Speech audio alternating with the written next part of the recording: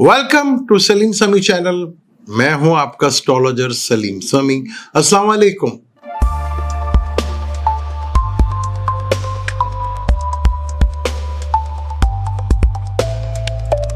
आप लोगों की पुरजोर फरमाइश के ऊपर टीम के साथ भी बात हुई। टीम ने भी कहा जी ठीक है, अगर बताना है तो फिर खुल के बताएंगे, फिर पूरी डिटेल के साथ बताएंगे, नक्षत्र्स के बारे में बताएंगे, खुल के बताएंगे। जो हमारा चैनल का मकसद ये है कि हम अपने चैनल में हमेशा कोई ना कोई नई चीज़ शेयर करते हैं और नक्षत्र के ऊपर भी पूरी डिटेल के साथ बात करें।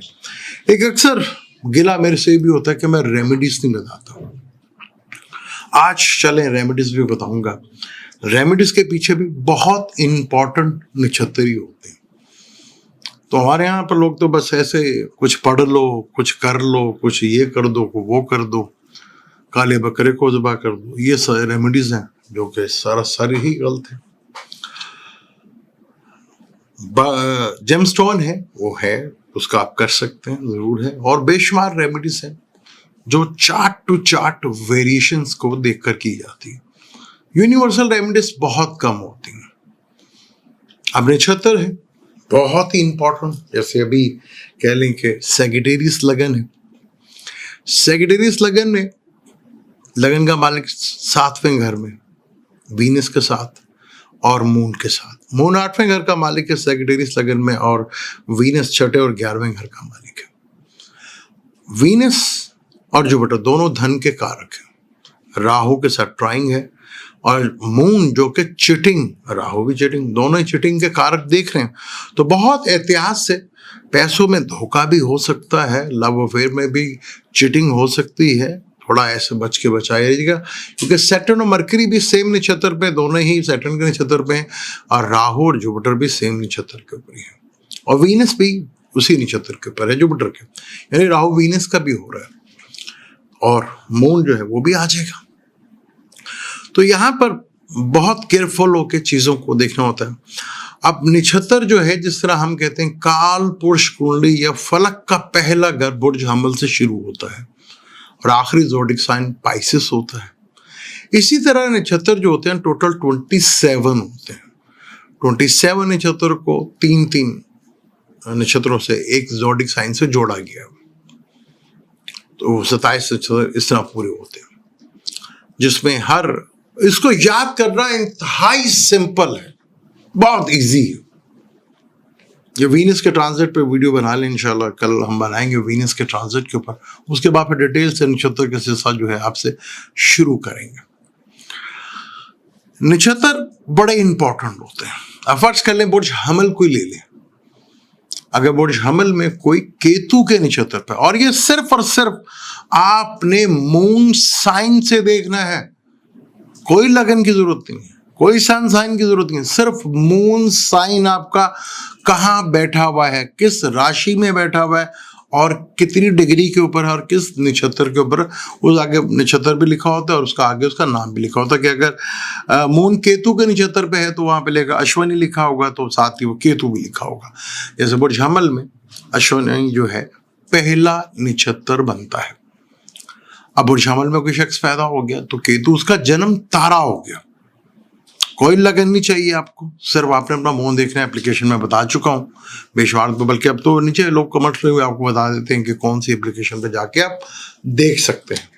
हम कोशिश कर रहे हैं, इंशाल्लाह जल्द ही ऐप लेकर आएंगे, जब आएगी तो इंशाल्लाह ताला उसमें आप इजीली देख सकेंगे। तो जाके आप सिर्फ अपनी डेट ऑफ बर्थ डालें, टाइम ऑफ बर्थ डालें, अगर है तो डालें। तो आप अपना मून देखें, आपका मून किधर बैठा हुआ है। मून फर्ज कर लें, मैं तो फर्ज कर लें कि मून केतु के नक्षत्र पे बैठा हुआ, अश्वनी नक्षत्र पे बैठा हुआ। अब बुर्ज हमल ही है। अब दूसरा जो जन्म तारा बनेगा वो बनेगा वीनस का। केतु के बाद वीनस की बारी आती है, वीनस के बाद शम्स की बारी आ जाएगी। अब ये 3 तारे हो गए, यानी 3 नक्षत्र हो गए। केतु जन्म तारा, सेकंड संपत्ति तारा यानी कि धन का तारा, रुपए पैसों का ताल्लुक है, वीनस है। पर उसी एरिस में जब वो सन के तारा पे आ जाएगा तो वो बुरा हो जाएगा। तीसरा तारा वपित तारा बन जाएगा, बल्कि टोटल ऑपोजिट पोजीशन हो जाएगी, टेंशन आ जाएगी, प्रॉब्लम आ जाएगी।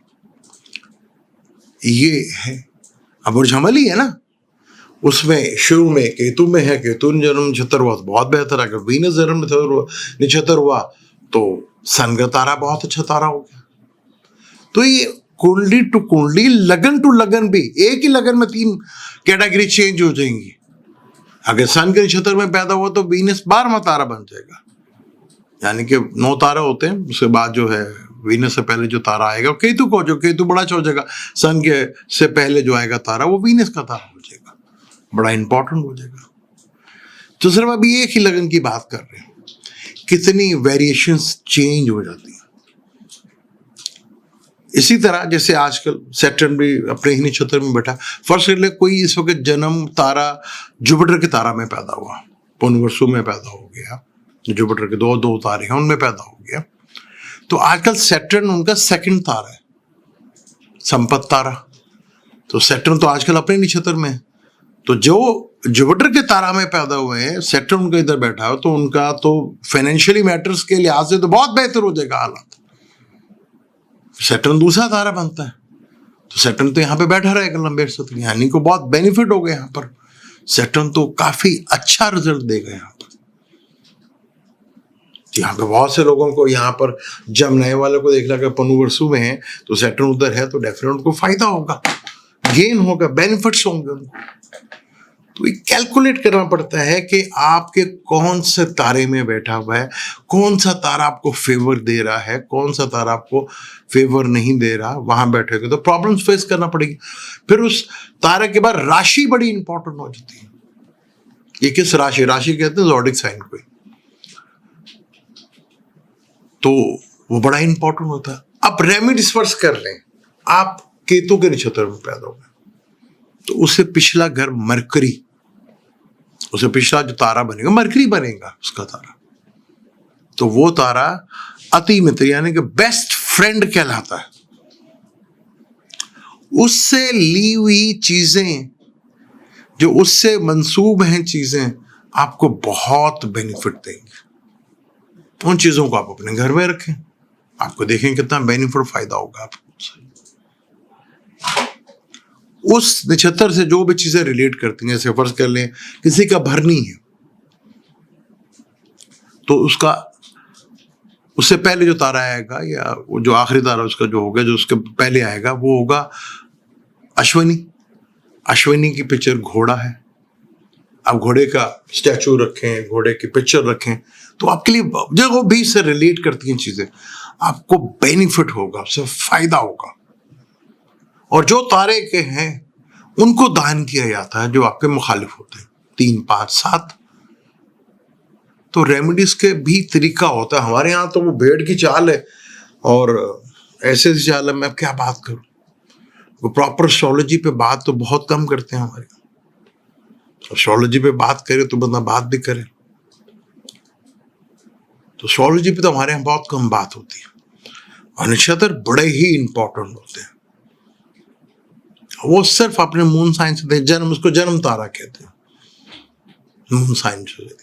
तो आप देखें आपका कौन सा है, पूरा एक सीक्वेंस बनता है 7 तारों का, 9 तारों को, सॉरी, जिस भी आप तारा में पैदा हुए उससे से आप देखें अगले आपका जो है दूसरा तारा कौन सा है, तीसरा तारा कौन सा है, चौथा कौन सा है, 5वां कौन सा है, छठा कौन सा है, 7वां कौन सा है, 8वां कौन सा है, 9वां कौन सा है, जन्म तारा कौन सा है आपका। तो जब ट्रांजिट में प्लेनेट उस तरफ आते हैं तो आपको बेनिफिट, फायदा भी होता है और लॉसेस भी होते हैं, प्रॉब्लम भी होती है। जैसे राहु इस वक्त जुपिटर के नक्षत्र में है और जुपिटर भी अपने नक्षत्र में, तो ये युति मानी जाएगी। युति का मतलब कंजक्शन माना जाएगा, करान माना जाएगा, एक ही घर में अपना नक्षत्र पर बैठे हो। जैसे मरकरी और सैटर्न, मरकरी कैरियर का मालिक है, बिजनेस का मालिक है, स्टडी का मालिक है, सैटर्न कर्म यानी कि जो आप कर्म करेंगे बिजनेस के लिए, इस चीज के लिए, तो ये बड़ा इंपॉर्टेंट होता है। जब हम तारा देखते हैं तो बहुत ही इंपॉर्टेंट हो जाता है। फिर प्लैनेट्स की डिग्री वाइज भी बहुत ज्यादा अहमियत होती है।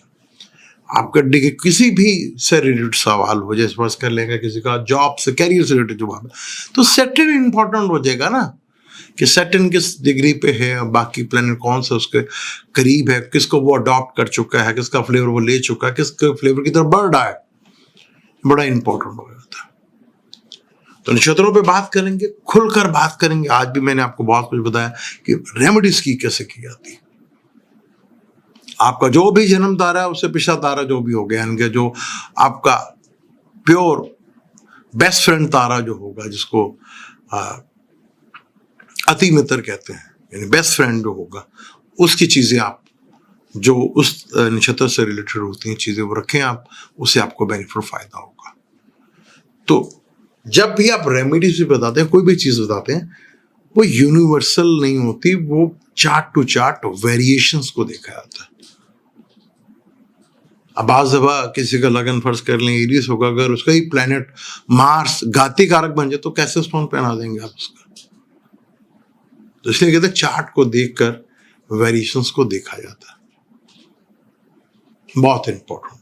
बाज़ दफा दुश्मनों का भी स्टोन एक साथ दूसरे पहन लेते हैं, क्योंकि रूबी हो गया, एमरल्ड हो गया, हीरा हो गया, यार वो सब हरी एक ही फैमिलीज के सारे।